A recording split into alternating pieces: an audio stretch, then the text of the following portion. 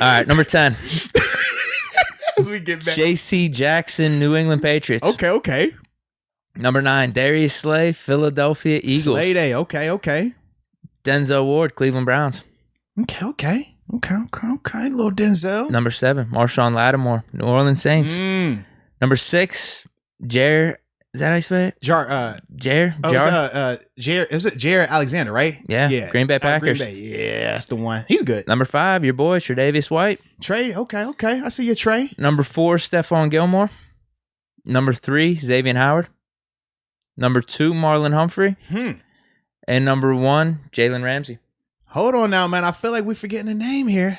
Well, you want me to go to honorable mentions? Maybe I missed it. I'm about to say maybe the name I'm looking for is an honorable mentions. Yeah, but before we get to the honorable mentions, just read my top 10 one more time because I think I'll go quick then. I might have missed that name. This is from 10 to 1. J.C. Jackson, Darius Slay, Denzel Ward, Marshawn Lattimore, Jair Alexander, Tre'Davious White, Stephon Gilmore, Xavier Howard, Marlon Humphrey, and Jalen Ramsey.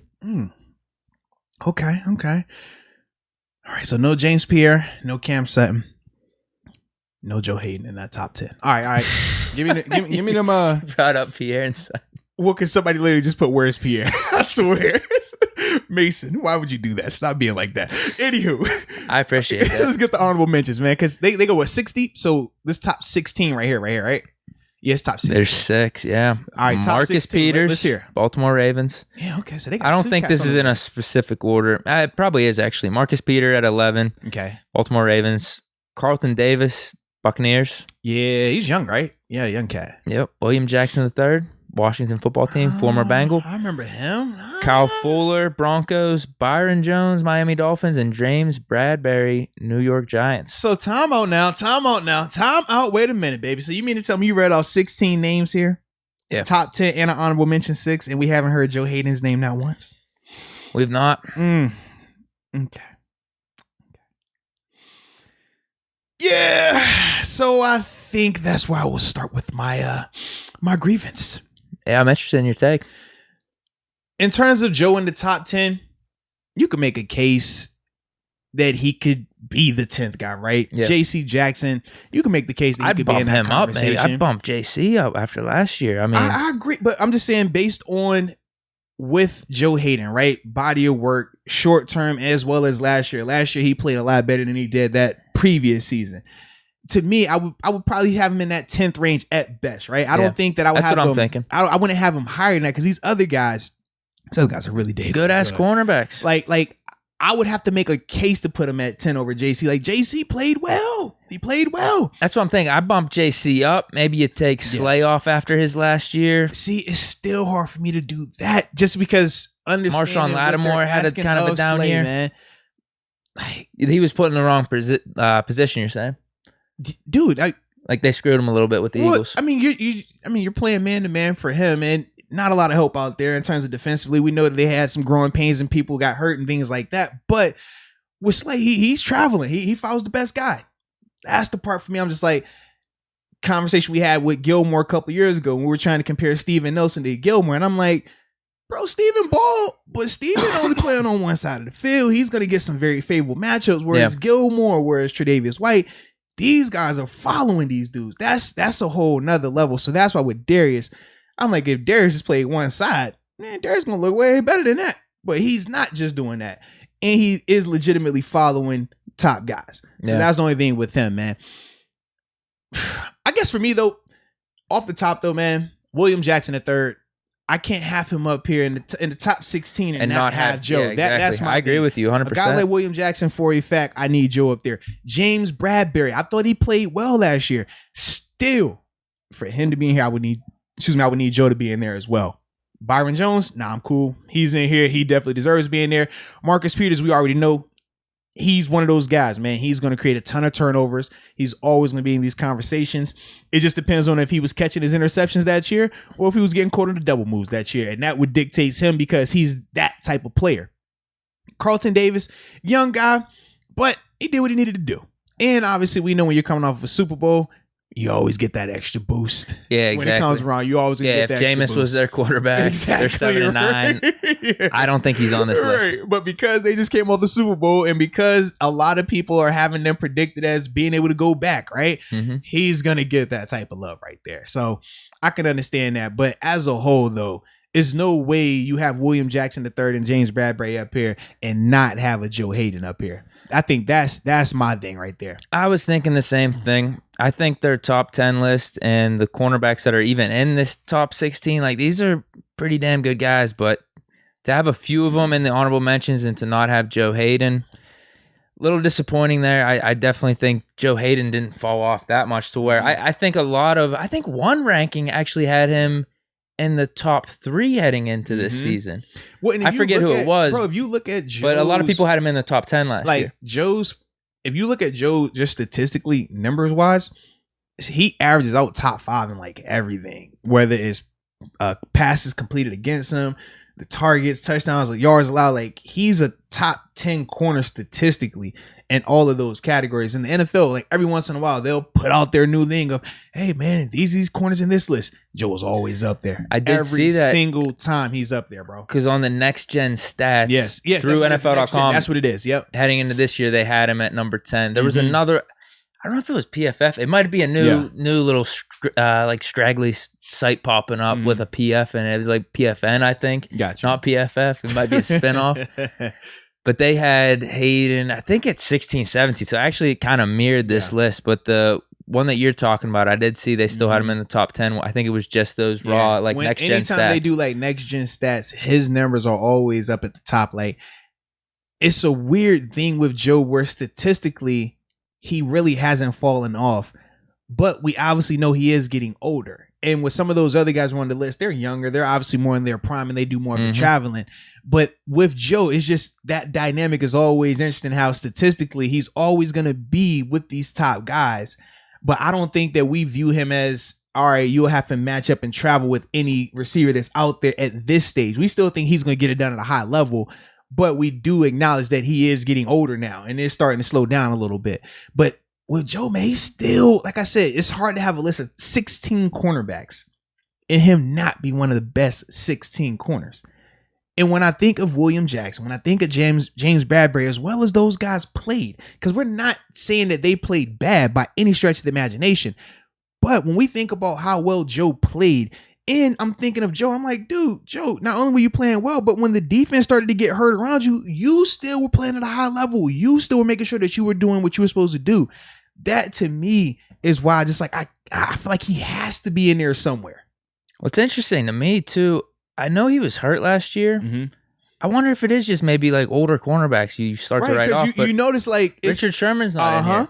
But like I said, he was hurt last year. But the year before that, I mean, really good. The one that they went to the Super Bowl, I don't know if he made an All-Pro, but I know he definitely made a Pro Bowl. He had a really good season there. And I think last year was just more due to injury.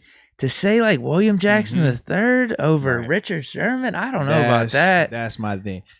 And Trina Still Diva brings up a great point here. Joe Haden definitely still does lift weights. All right.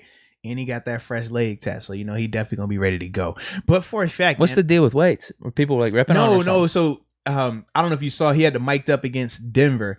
And after every play, he would holler, I lift weights, and he would flex, right? And then at the end of it, the wide receiver takes him on a route, and it's actually a run play. So he stops at the end and blocks him, sits him down, knocks him down. And Joe's like, I lift weights.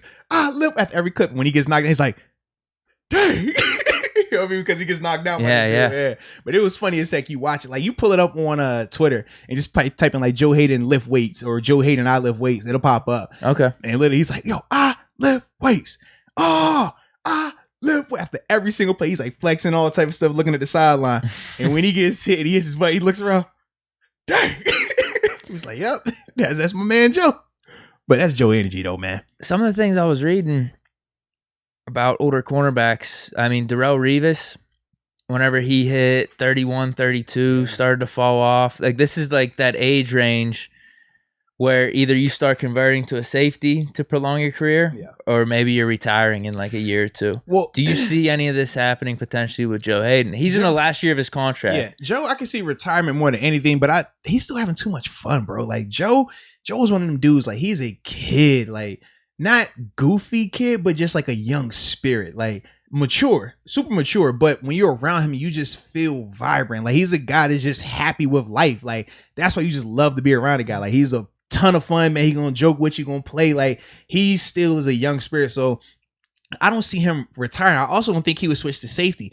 The thing that I also realized though with some of these older corners that tend to struggle later on, it's because coordinators still try to utilize them as if they were still those guys. And what does that mean, right? Cam Sutton. Do you think we're gonna tell Cam Sutton to mirror the number one receiver, follow him around the field? No. We wouldn't expect that of him, right? We're going to have him play his side of the field. He's going to excel at that. Darrelle Revis, his whole career was what? Following number one receivers.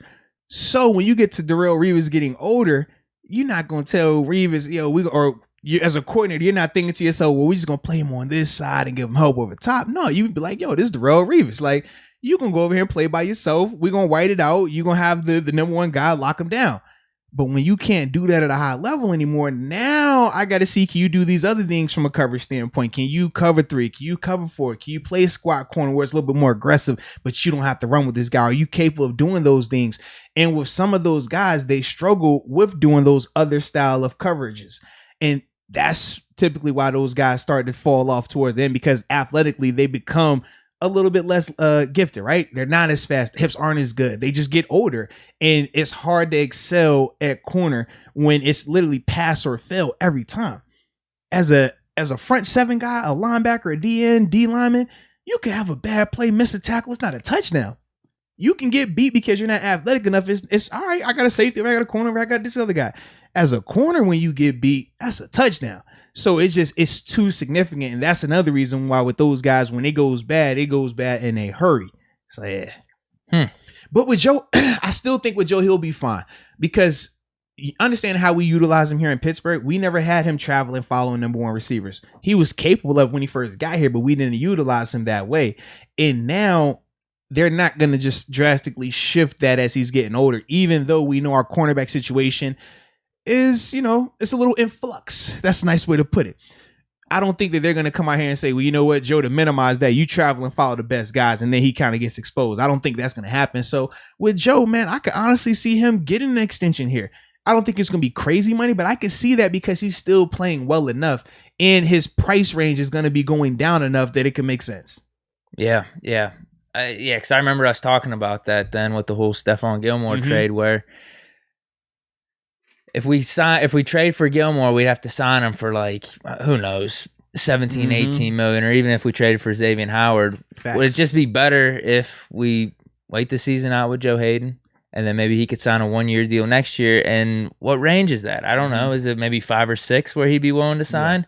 And we still have cap flexibility that we could spend elsewhere. Right. And you also got to remember the cap is going up for us next year. We're looking at $68 million in additional cap space. So we got some options there, man. Yeah, definitely. I don't know if I have anything else on Joe Haden or the top 10 cornerbacks. I think I'm with you. Like, Steeler bias, let's just throw him at 10. But yeah, if you had him in the honorable mentions, at least I'm not too concerned. Now, how'd you feel about the top of the list, though, man? Jalen Ramsey over Marlon Humphrey, Xavier Howard, Gilmore. I know for me, man, I would probably have put Xavier Howard. I know he's coming off the crazy hot year, double-digit interceptions.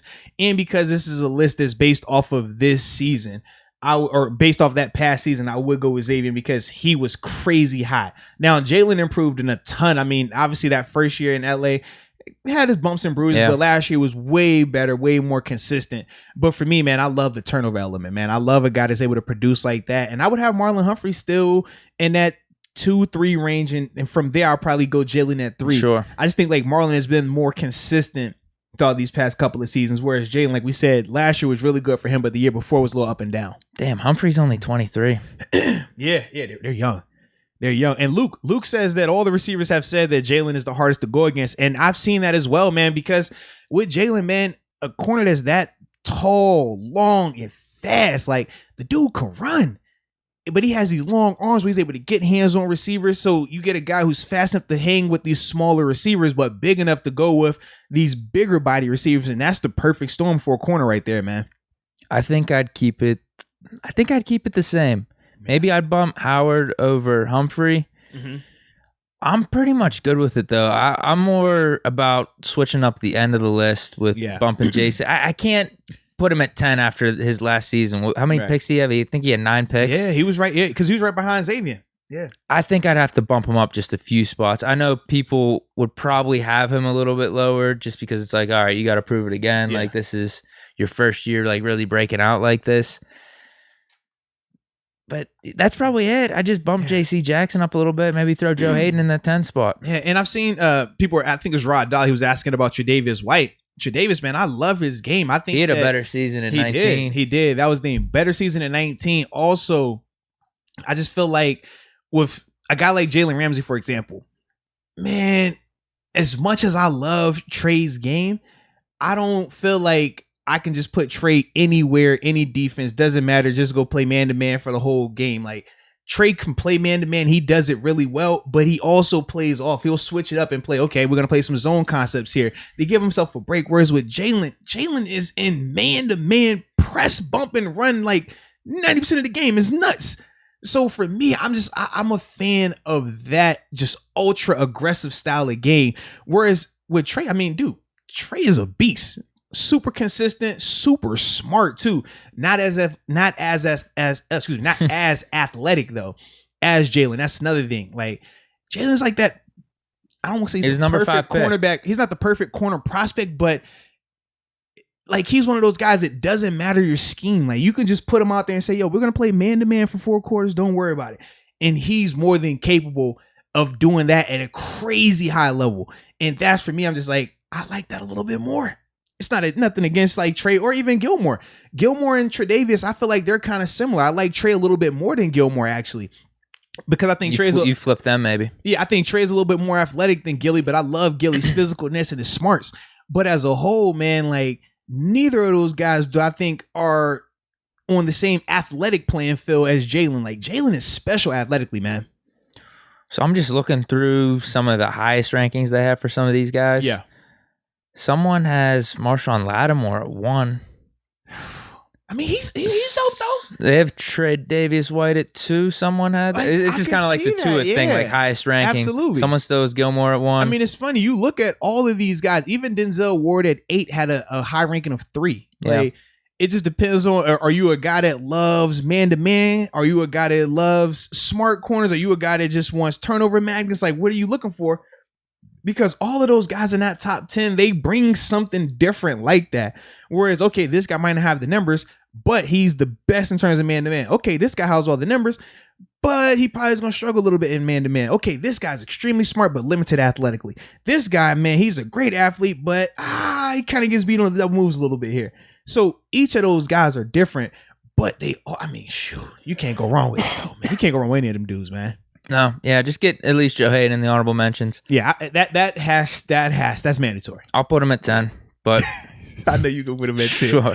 I'm gonna put him in the top. I just say top 16. He has to be in the top 16. Next year we'll have we'll have 2 guys. We'll have 2 guys in this top 10, Cam and Pierre, maybe. Yeah, because I was like, for me, I'm trying to think. Yeah, Cam could do it. I did see a list. I think it was on that PFN. I think it was. There was one site that actually had him above Joe Haden for this year coming up. Right. I definitely have seen that as well. They were talking him up a little bit. Yeah, I've seen that as well, man. I definitely seen that, man. It's either that or they had him on like a top 20 list. I don't know if it was above Joe Haden or not. No, I thought I saw a list where Cam had a higher ranking than Joe. And I remember saying to myself, like, oh, this is weird. But then they had he's trying to be ahead of the curve. But no, they were citing like age though. That was like kind of like they're similar to when the Tuitt versus Aaron Donald conversation. It's like, whoa, he's young, so that's why. What was it, like 1 year or something? It 2 was years? Like, what? It was like there is a drastic difference between Cam and Joe Haden. Yeah. But that was the thing with Cam and Joe Haden they had talked about. It was like the age thing, and that's why they had him rated ahead of him. But they also cited that it's still a little bit premature because they said we're rating him based on his work as a slot corner, not as an outside corner. And now he's going to be transitioning into that. Yeah. Yeah, so we'll see.